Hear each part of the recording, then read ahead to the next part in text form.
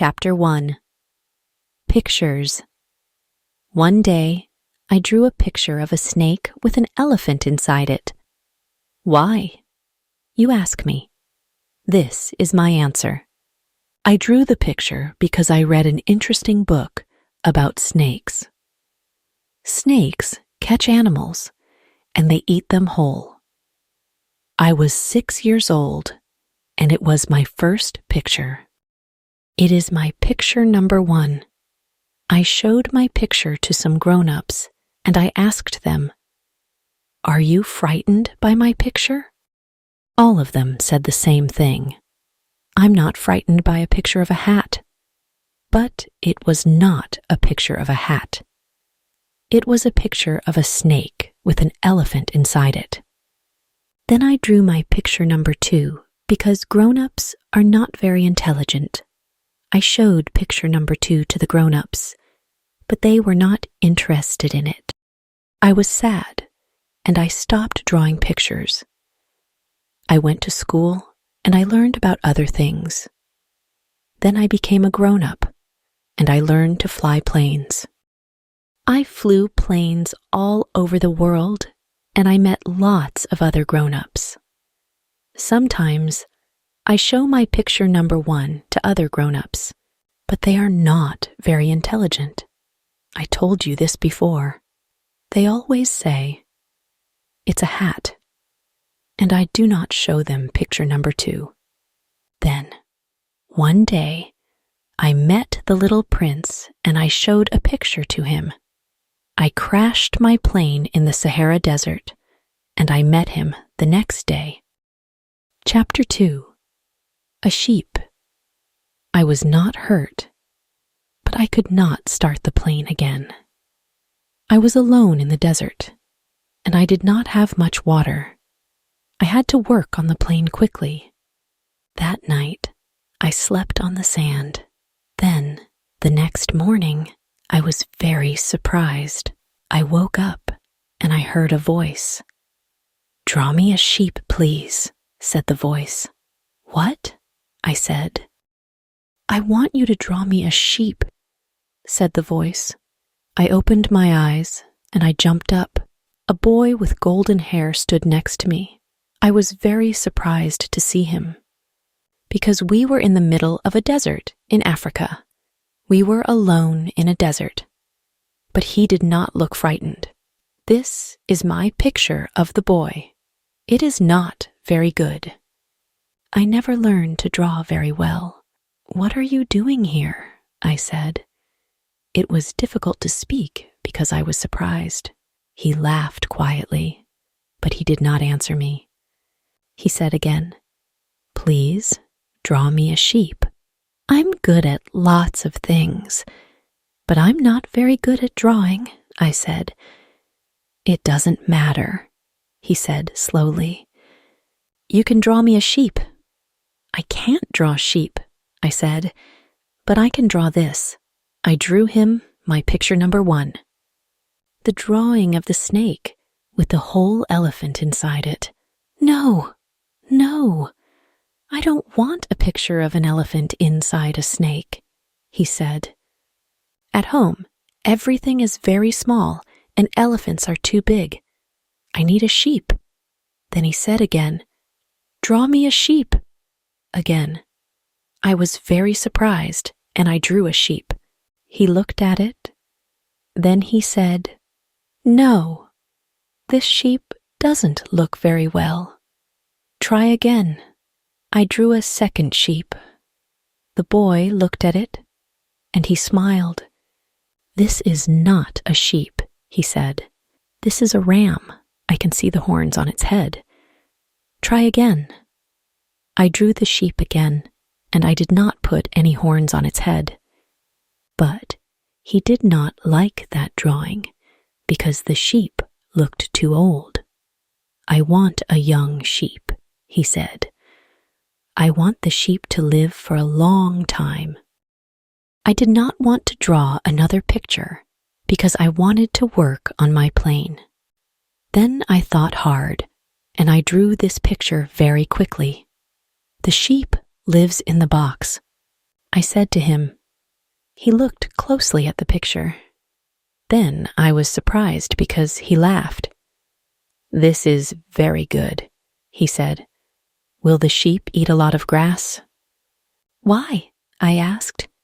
"Because at home, everything is very small and there isn't much grass," he said. "It'll be fine," I said. "The sheep is very small." He looked again at the picture and he said, "She's small, but she isn't very small," he said. Then he said, "Look, she's sleeping." I thought, the boy understands my pictures. Chapter 3. A Planet. On the second day, I asked the little prince, "Where do you come from?" But he did not answer me. He always asked me lots and lots of questions, but he never answered my questions. "What's that thing?" he asked. "It isn't a thing. It's my plane," I said. "It flies in the sky, but it crashed yesterday." "Did you fall out of the sky?" he asked. "Yes, I did," I said. "Oh, that's funny," he said. "That's very funny." Then he laughed and laughed, and I was angry because I did not like his laugh. Then he said something strange. "You came down from the sky too. Which planet are you from?" I started to understand this strange boy. "I'm from this planet, Earth," I said. "Where do you come from?" He did not answer me. He wanted to talk about my plane and his sheep, but I knew something about him now. He came from a very small planet. Every day, I learned a bit more about the little prince and his planet. I also learned about his journey to Earth. I do not want to forget anything, and I want you to learn about it too. I will tell you the story, and I will draw pictures. But you must remember something. I am not very good at drawing, but I will try hard. I will not draw a picture of my plane because that is too difficult. Here is my drawing of the little prince on his very small planet. On the third day, the little prince told me about his problem with trees. First, he asked me, "Do sheep eat little trees?" "Yes," I said. "Sheep eat most things." "Good," he said. "My sheep will eat the baobabs." I was very surprised. "Baobabs are very big trees," I said. "Your sheep couldn't eat a baobab. Lots and lots of elephants couldn't eat one baobab." The little prince laughed. "That's funny," he said. "My planet is very small. Could the elephant stand on top of other elephants?" He laughed and laughed, and I drew him a picture. Then he thought hard, and he said, "Baobabs are small trees. Then they grow up and they become big trees." "Of course," I said.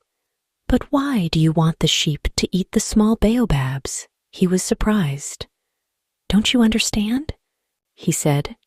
"My planet is very small, and there are lots and lots of small baobab trees.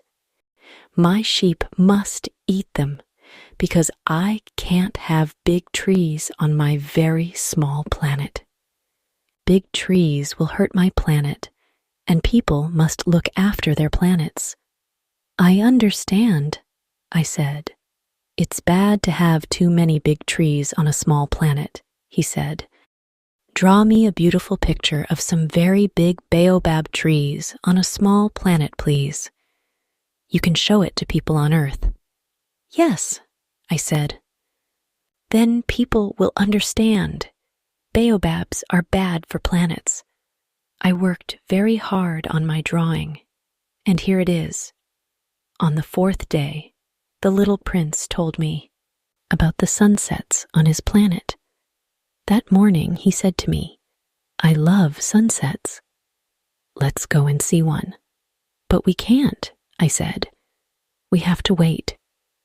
"What do we have to wait for?" he asked. "We have to wait until the end of the day, of course," I said. He looked very surprised. Then he started to laugh. "I'm stupid," he said. "I'm on Earth, not at home." I understood. On Earth, a big planet, we can see a sunset in one country, but we cannot see a second sunset in another country 1 minute after the first sunset. On the little prince's planet, a very small planet, he could sit in his chair and watch a sunset. Then he could move his chair and watch another sunset. One day, he told me, I watched 43 sunsets. He also said, "Sunsets are very beautiful, and beautiful things are important. But sunsets are sad, too." "You saw 43 beautiful sunsets," I said. "Were you sad that day?" But he did not answer me. Chapter 4. The Flower. On the 5th day, the little prince said, "Sheep eat small trees, I know. Do they eat flowers too?" My work on my plane was very difficult, and I did not want to talk. I had to work on it quickly because I had a big problem. I did not have much water, and I was always thirsty. I needed more water. I answered quickly, "Sheep eat lots of different things. But do they eat flowers?" he asked. "Yes. No." "I don't know," I shouted. "It's not important." "What do you mean, not important?" he said. "Of course it's important." His face was white, and he looked very worried. "I have a beautiful flower on my planet. She's my special flower, and I look after her," he said. "I don't want your sheep to eat my flower." Then the little prince started to cry, and I became worried. It was dark now. I forgot about my plane, and I was not thirsty. I wanted to cry, too. I held him in my arms, and I said to him, "I can help you. I can draw a muzzle for the sheep. It will cover the sheep's mouth. Then the sheep cannot eat your flower." "Thank you," said the little prince. He was better now, and I started to work on my plane again. He talked, and I learned a lot about his flower. There were other flowers on his planet, but this flower was special. "She's beautiful, and I love her," he said. "Look after me," she said to me, and I looked after her every day. The little prince looked after her, and he looked after the planet too. He gave the flower water, and he covered her with glass every night. But she did not often say thank you. The little prince became angry with the flower because she was never happy, and she was often angry with him. Then the little prince told me very sadly. One day, my flower said to me, "Don't look after me. I don't need you." This made me sad. I stopped my work on the plane again and looked at the little prince. "I left my planet because my flower didn't need me," he said. "On my last day there, I cleaned my volcanoes and I gave water to her. She said to me, 'Don't cover me. I don't need a cover.' I was surprised, but I didn't cover her. Then she said, 'I love you, you know, but I don't need you. Go away now.' I was very sad, and she was very sad. 'Goodbye,' I said to her, but she did not speak to me again. Then he said, 'I know something now.' Her words were angry, but they weren't important. She made me happy because she was beautiful, and that was important. I was too young to understand." Chapter 5. 4 Planets. I sat next to the little prince, and he told me the story of his journey. Some birds helped him to fly away from his planet. They carried him across the sky. He visited 4 very small planets, and he met some very strange grown-ups. There was a king on the first planet, but he was alone. There were no other people. The king said to him, "You can do lots of things for me." The little prince asked, "Why?" And the king said, "Because I am a king." And the little prince said, "No, thank you." On the second planet, there was a man. He had a big book, and he wrote lots of numbers in it. "What are you doing?" the little prince asked him. "I'm writing down the number of stars in the sky. They're my stars," the man said. "Why are they your stars?" the little prince asked. "Because I write down the number of stars on my paper," he said. The little prince thought, "This man has numbers in his book. He doesn't have stars. I have volcanoes and my flowers on my planet. A lamplighter lived on the next planet. He had 1 lamp. His planet was very small, and the days and nights went very quickly. He had to light the lamp and put it out every minute because the planet was very small. This was very strange, but he was a good man, and the little prince liked him. The man on the 4th planet was a writer. "I know about all the planets," he said. "I write books about them. I have 3 volcanoes and a flower on my planet." The little prince said, "Flowers die." The writer said, "Flowers aren't interesting, but my books are interesting." The little prince became very sad. "Why did I leave my planet?" he thought. But he said to the writer, "Where can I go next on my journey?" "Earth is an interesting planet," said the writer. "Go there." Chapter 6.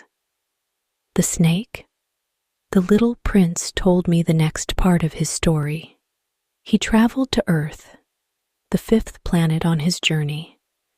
He looked around him and he said, "Earth is a very big planet, but there are no people on Earth."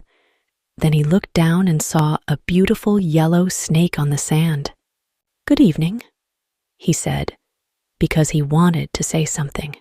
"Good evening," the snake said to him. "Why are there no people on this big planet?"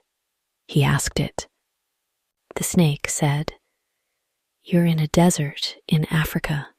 There are no people here, but Earth is very big, and you will find many people in other places." The little prince sat down, and he looked up at the sky. "Look, that's my planet," he said. "It's beautiful," said the snake. "Why aren't you on your planet? Why are you here?" "I'm here because I have a special flower on my planet," he said. "I left there because she doesn't need me." "I understand," said the snake. "Where can I find the people?" asked the little prince. "I'm lonely in the desert. You can be lonely with people too," the snake answered. The little prince looked at the snake for a long time. Then he said, "You look strange. You're very long and thin, and you don't have any feet." "Maybe I am long and thin," said the snake, "but I am strong. I can send you away from here." The little prince did not say anything. "You're sad, but I can help you," said the snake. "How can you help me?" asked the little prince. The snake moved its body quickly around the little prince's leg, and it opened its mouth. "I can send you back to your planet one day. I can bite you, and you will go home." And then they were quiet. They did not say anything more. Chapter 7. The Roses. The little prince walked on through the desert, and he met only one flower. "Good morning," said the little prince. "Good morning to you," said the flower. "Where are all the people?" the little prince asked. "People? I don't know," said the flower. "I see people sometimes, but they're difficult to find. They move with the wind, you know. Flowers stay in one place, but people move around. Life is difficult for them, I think." "Goodbye," said the little prince. "Goodbye to you," said the flower. The next morning, the little prince walked up a high mountain. "I will be able to see the whole planet and all the people from the top," he thought. But he only saw more mountains from the top of the mountain. "Hello," he shouted. "Hello, hello, hello," answered the echo. "Who are you?" asked the little prince. "Who are you? Are you? Are you?" answered the echo. "Please be my friends," the little prince said. "I'm very lonely. I'm very lonely. Lonely, lonely," answered the echo. "What a strange planet," thought the little prince.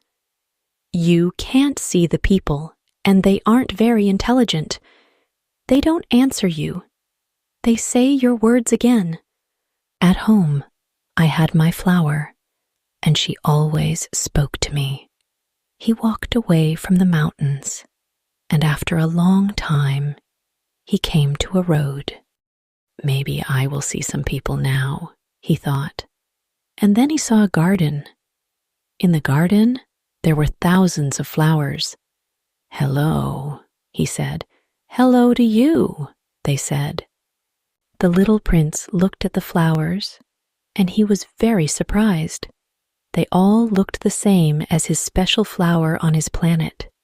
"Who are you?" he asked them. "We are roses," they told him. He was surprised and very sad. Now he knew. His flower was a rose, and she was not special because there were thousands of roses.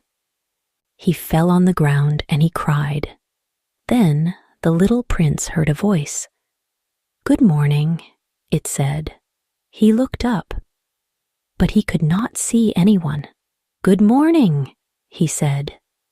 "Where are you?" "I'm here, under the apple tree," said the voice. "I can see you now?"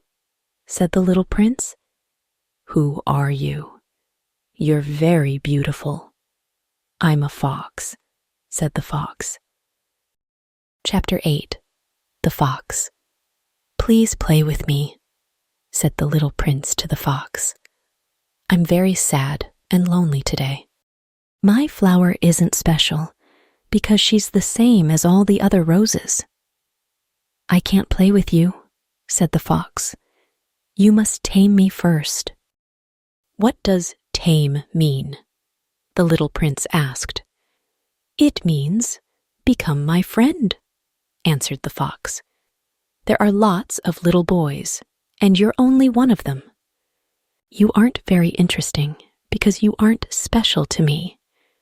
You must become my friend and become special. Then I'll play with you." "I'm beginning to understand," said the little prince. "I know a special flower and she tamed me, I think." "Maybe she did," said the fox. "Now, look at the golden corn over there, and I'll tell you more about being a friend. I'm not interested in corn now because I'm a fox. I don't eat bread, but I'll learn to love the golden corn. You have golden hair and you're going to be my friend. I'll say every time I see the golden corn, I'm happy. I'm happy because the corn is the same color as my friend's hair. I understand a bit more," said the little prince. Then the fox said, "Please tame me and become my friend." "How can I do that?" asked the little prince. "Well," answered the fox, "you must sit down on the grass over there. Say nothing, and I'll watch you. Then, tomorrow, you must come back.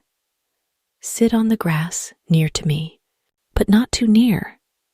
You can talk to me, but you mustn't make me frightened. On the next day, come back again. You can sit very near me, and we can talk. We'll be friends." "I'd like that," said the little prince. "I'd like to tame you." "And," the fox said, "come at the same time every day. That's a good thing to do. Tell me, I'm coming to see you at 4 o'clock in the afternoon tomorrow. I'll be happy between 3 o'clock and 4 o'clock because you're going to come." "I understand," said the little prince again. The little prince came back each day, and he tamed the fox. Then one day, the little prince said, "I must go now." "That makes me sad because I'm your friend. I'm your special fox," said the fox. "I'm going to cry." "Well," said the little prince, "you wanted me to tame you." "That's true," answered the fox. "But you're going to cry," said the little prince.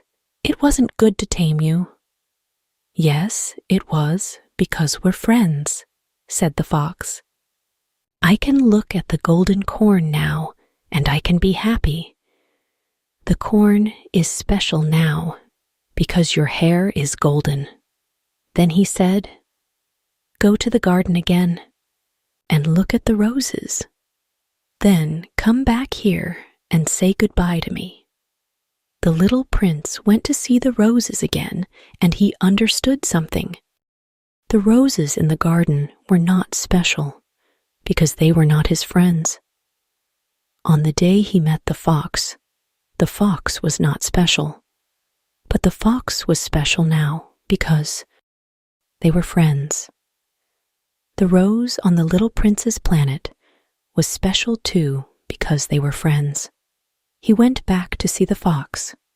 "Goodbye," the little prince said. "And goodbye to you," the fox said.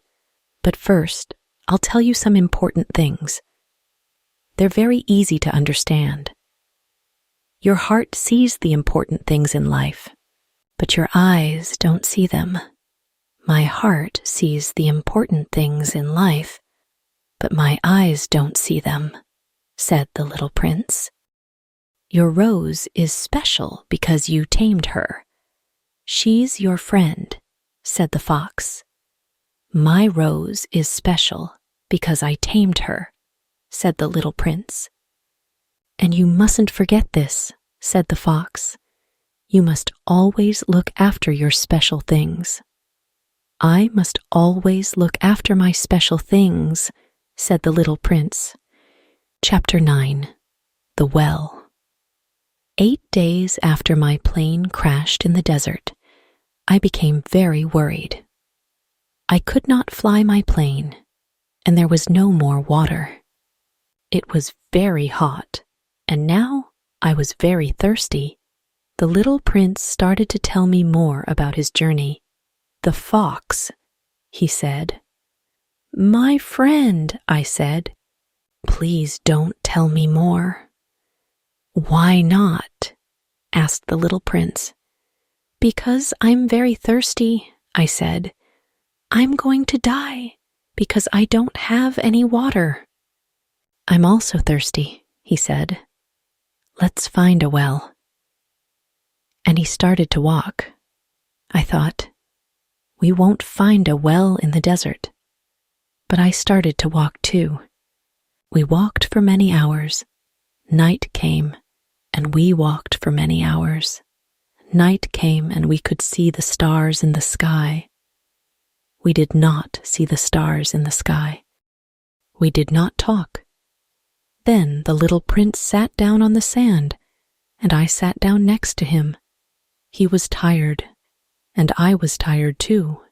He said, "The stars are beautiful." "Because there's a flower You can't see her. She's up there. That's true, I said. And the desert is beautiful, he said. It's beautiful because there's a well. You can't see it, but it's there.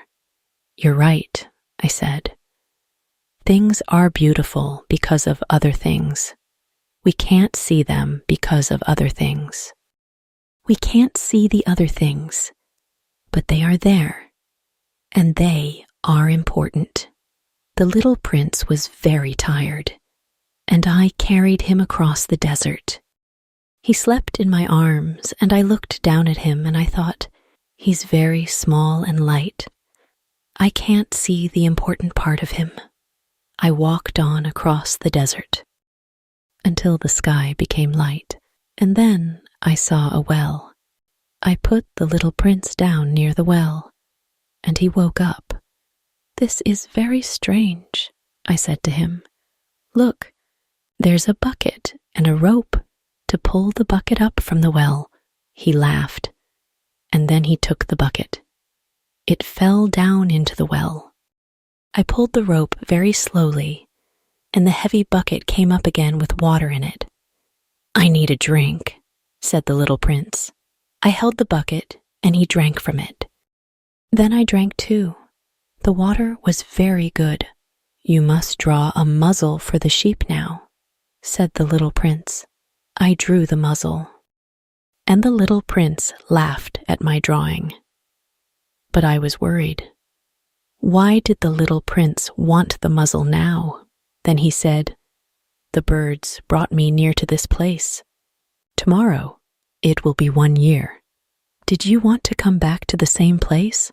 I asked. The little prince did not answer, because he never answered questions. But his face went red. His answer is yes, I thought. I did not understand, but I was very sad. I started to speak again. But he said quickly, You must finish your work on your plane now. Come back here tomorrow evening. I'll wait here for you. Chapter 10. The End. The next day, I finished my work on the plane. I could fly home now. In the afternoon, I walked back to the well. The little prince was on top of an old wall near the well, and I could hear his voice. Yes, he said, it's the right day, but this is not the right place. Another voice answered, but I could not hear the words. Then the little prince said, Come to the right place tonight and wait for me, but please don't hurt me very much. Now, go away. Then I saw something on the sand near the wall, and I was frightened. It was a yellow snake. Why did you talk to that snake? I asked the little prince. But he did not answer. I came close to him. He looked up at me very sadly, and he put his arms around me. You can fly back to your home today, he said. I was surprised. How did you know that? I asked him. But he did not answer. I'm going home today too, he said sadly. It's a difficult journey, but I must see my flower again. She's special, and I must look after her. And I have the sheep and her box and the muzzle. I could not speak. I was very sad. Then I said, Little prince, I love your laugh. The little prince laughed quietly, and he said, That's good. You can remember my laugh and you can remember me. I'm going home to my star. You can look at the stars every night. You can be happy I live up there. You'll see my star, and you'll think of my laugh. He laughed and laughed. Then he stopped, and he said, Don't come with me to the snake tonight. It will be better. I don't want to leave you, I said. I don't want the snake to bite you, he said. He was worried. I won't leave you, I said. That night, he walked quickly away from the well, but I ran after him. He said, Ah, there you are. Then he held my hand, and we walked across the desert together. You were wrong to come, he said. It will be sad. You'll think he is dead, but it won't be true. I could not say anything. Do you understand? He said. My body is too heavy. I can't take it with me. We could not speak, and he cried. Then he said, We're near the place now. He sat down on the sand. My flower needs me. I have to look after her. I sat down too. Well, said the little prince, I'll go now. He stood up and began to walk away from me. I could not move. Then I saw the yellow snake on the sand close to him. It moved quickly and it bit his leg. First, the little prince stood there. Then he fell slowly and quietly. There was no noise because he fell on the sand. Now, after 6 years, sometimes I am not sad, and sometimes I am happy. Do you think about the little prince often? You ask me, and here is my answer. Yes, I look up at the stars and I remember the little prince and his flower and our sheep.